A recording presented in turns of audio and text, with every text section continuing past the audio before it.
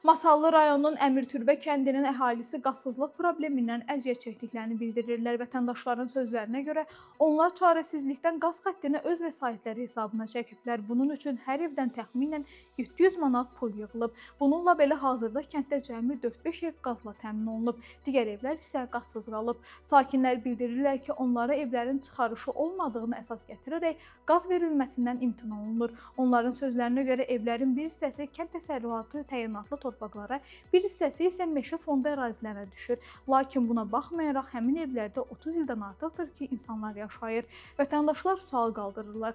Əgər bu evlər qanunsuz sayılırsa, bəs niyə illərdir elektrik sayğacları var, internet xidmətindən istifadə edirlər?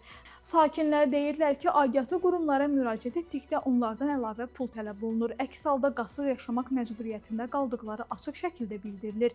Əmirtürbə əhalisi artıq problemlərini kimə və hara çatdıracaqlarını bilmədiklərini deyir. Qış aylarında soyuqdan əziyyət çəkdiklərini vurğulayırlar. Onlar aidiyyatı qurumlardan məsələyə baxmalarını və qaz probleminin həllini tələb edirlər.